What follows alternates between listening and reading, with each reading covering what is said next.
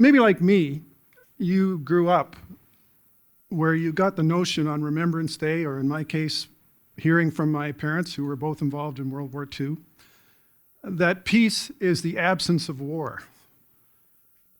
And for my sins, which I'll tell you a little bit about in a bit, I ended up spending, and continue to spend, a lot of time with Indigenous people. And I learned that although there weren't tanks in the streets, except in the October crisis in Montreal, there was a different kind of war going on called colonization.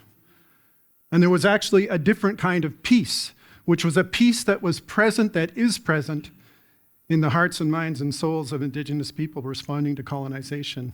So that's what I want to talk about today. Little context, I wouldn't be in Nova Scotia were it not for winning the lottery back in 1980 when I met and married this winsome brunette from Amherst. But the fact that I'm in Canada is an even bigger fluke. My dad was in the Navy, my mom was a midwife in the Aberdeen Infirmary in Scotland, and my dad served in World War II, and after World War II, they decided that they wanted to leave the UK, and my dad had Navy buddies in Australia, South Africa, and Canada, and as the family story goes, they flipped a proverbial coin to decide whether, well, it was what it was. They got on the Empress of Scotland and sailed to Canada, where I arrived shortly thereafter, with a debt and a duty, and I'm not sure which it is, to explore this nation of which I'm, by virtue of a 50-50 chance, an accidental citizen. Doesn't matter, canoes, bicycles, it goes on. And at some point, though, after 30 years of hammering around the north of Canada, I kept running into this notion of peace as it's expressed in people in the north. And it was a while, about 10 years ago, I decided that I'd like to meet the neighbors, so actually set out to travel around the world at the Arctic Circle. And that resulted in a book called Circling the Midnight Sun. But the premise of that book, which has taken me to be here to talk about peace, and I will say, Gordon, thank you, because the Earth Charter definition of peace got me to a new place with what I've been thinking about. I went around the world and I asked people about climate change. The premise was I wanted to put a human face on climate change. Everybody said, oh yeah, we notice that the weather's different and we notice that, but we've been, from season to season, we've been doing that for millennia. The change that is most important to us, the change that's killing us, is burying the syllables, the last syllables of land nuanced language in our elders who are taking them to the grave, and sadly, burying the promise of the future in our young people who are taking their own lives at ridiculous rates. That's colonization. That is the effect of 1492 and on that continues to go along the way. But here's the paradox. The people in the communities, and it didn't matter where it was, in the 8 nations of the circumpolar world, who were most effective in countering colonization, and this is a bit like your Mandela comment, Bradley.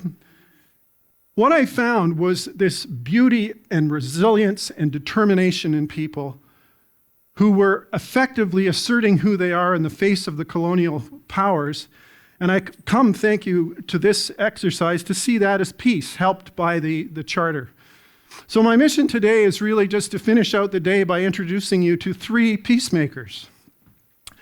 And I'd like to tell you 2 of these stories conventionally with some images and talk. And because I love risk and things that can go sideways at the least provocation, I'm going to attempt to tell you the 3rd story musically, which could go anywhere, but I do feel like I'm in good hands with our sound team here. I met Tamara. She was in her late 50s. She's a pharmacist in a town called Nadir, which is in the Russian Far East, just across the Chukchi Sea or the Bering Strait from Alaska. And when I spoke to her, very much part of the city of that place, but she told me, she brought photographs for our conversation and told me this amazing story. And it turned out to be one of the most poignant and sad stories I'd heard through my whole travels around the northern world. The brown pictures, the sepia pictures that she told me came to life as she told me of growing up with people and a language and food and living in a Uranga and traveling and just having this incredible community feel and this purpose in life that ended catastrophically when a Soviet helicopter showed up on her 7th birthday and whisked her to a whimsically named place, Snezhnaya, which means snow wind. But what was there? A school, a residential school, in which the teachers spoke a language she'd never heard.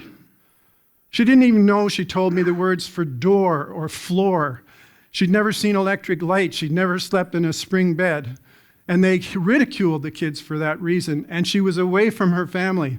Her family, being creative, knew where she was and actually conspired to do their nomadic round each year so they would come near Snow Wind in the spring, and she got to spend a little bit of time with them each year for a little while, but she gradually departed farther and farther. But then she realized that the family, thanks to perestroika and the breakup of the Soviet Union, the collapse of the Soviet Union, they could no longer, their reindeer disappeared. They vanished into thin air, she said.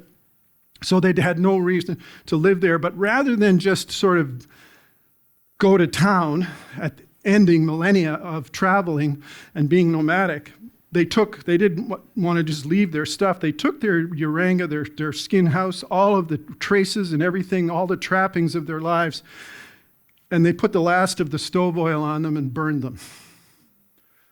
And I mean, can you imagine? The enmity that you think somebody like Tamara would carry in her heart, the anger. You would understand, we would understand, but no. I watched her in real time across that chipped arborite table draw resolve, and she'd say, but no, we found a way to bring the herders together in one of these brutalist buildings with the crazy paint on it in a nadir. I was invited a few days later to a place. Their heroes are all on the wall in photographs. They're eating the food they eat. They're learning Chukchi, the language of that. And they're working with the textiles, they're working with the furs, and they're teaching the kids.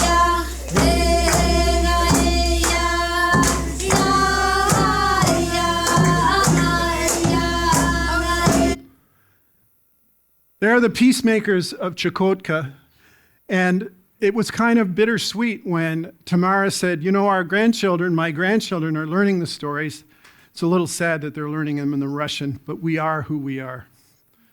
Another peacemaker is a wonderful character from the eastern part of Hudson Bay, a place called Enadai Lake. His name is Hikwak, or David Circowak in English.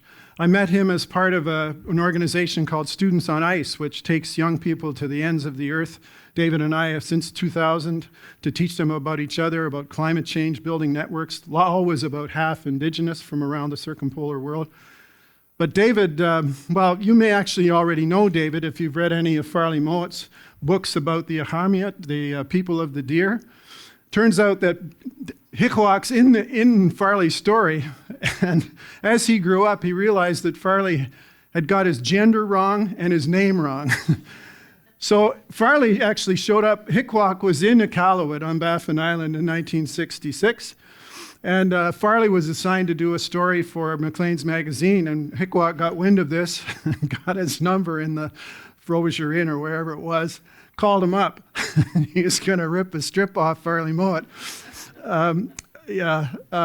Anyway, it didn't last long. Apparently, they ended up just telling stories. But what I want to tell you about is that David's story is equally traumatic to Tamara's, wherein his people, partly due to Farley Mowat's storytelling, were actually removed from the land where they'd lived for all these years. And it was a hard life, to be sure. Not everything in Farley's books is not true.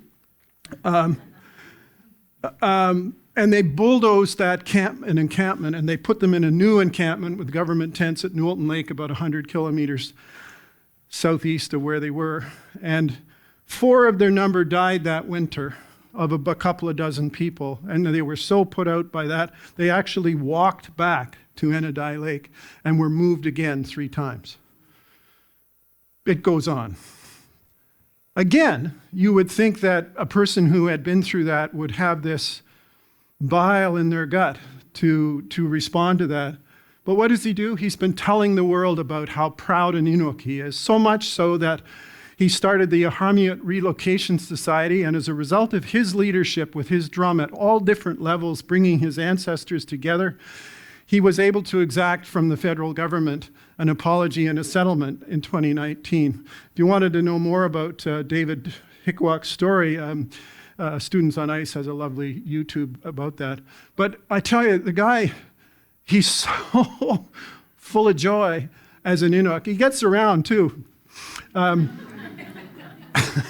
I'm not sure who that guy is, but David went to Rome one day when the First Nation Métis and Inuit wanted to do an extract apology from the Catholic Church, and who was drumming in the Vatican? Well, my buddy Hikwak. And then he's just never say die. I was invited to lead a crazy expedition to the North Pole in 2017 on this Russian nuclear icebreaker called 50 let pobirdi, 50 years of victory. Anyway, that's all conflicted, but I said, sure, as long as my buddy Hikwak can come and drum at the North Pole. As far as I know, Hikwak's the only Inuk who's done that. And the classic Russian captain, this was the only time he smiled in 3 weeks. Hikwak's got a pretty stupid look on his face, and we had even stupider looks on our face when we got into Quark's phone booth and called home, and we were just waiting. I said, "Hi, Gail, it's me," and she said, "Where are you calling from?" "Oh, the North Pole." I mean, it's a good gag. The last story I want to tell you is about Jamie Morse, who is a Métis singer, dancer, artist from Lac La Biche, Alberta.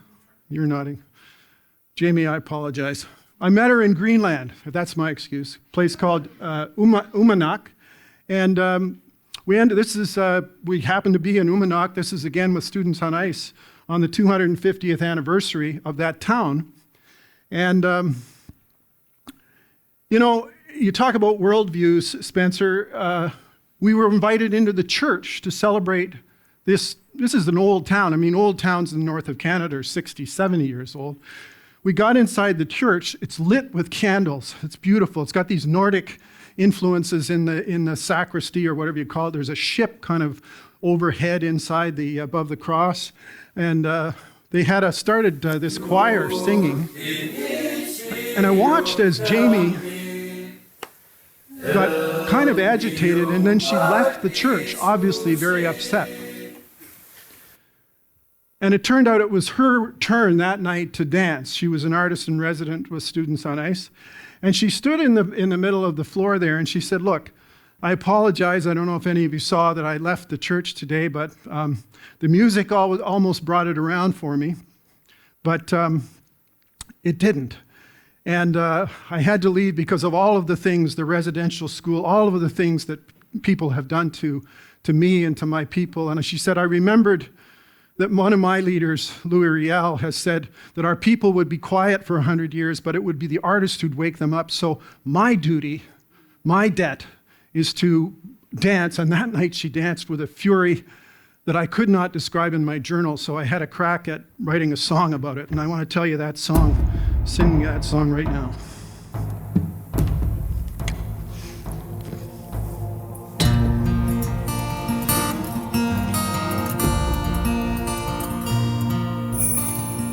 Candles light expectant faces, souls here from so many places. Above the cross of Calvary, a ship sails through the sanctuary. Stones cut through and laid with care by fishermen who placed them there. A house of God to build their faith, a refuge in this icy place. Round and round and round we go, toward the edge to find the flow, dancing to the heartbeat drum while circling the midnight sun. Candlelight makes shadowed places, darkness etched in troubled faces, in the name of Christian fear. Stone washed smooth with pagan tears. For some this room holds all that's wrong. misplaced power in word and song. It's time for reconciliation to reclaim lives that have been taken. Round and round and round we go toward the edge to find the flow, dancing to the heartbeat drum while circling the midnight sun. We all need food, we all need shelter. Music makes our hearts with wonder. Dances raise in harmony. We close our eyes and begin to see. The dancer says to face our fears. The people slept 100 years. Now the artists ring the bell to wake the church's holy spell. Light 1,000 places, heroes with 1,000 faces. We trace the trails of mystery with lines etched on a northern sea, seeking truth in all its forms, challenging accepted norms. We sail through ice beyond the known while searching for a route back home. Try it. Round we go toward the edge to find the flow, dancing to the heartbeat drum while circling the midnight sun. And round and round and round we go toward the edge to find the flow, dancing to the heartbeat drum while circling the midnight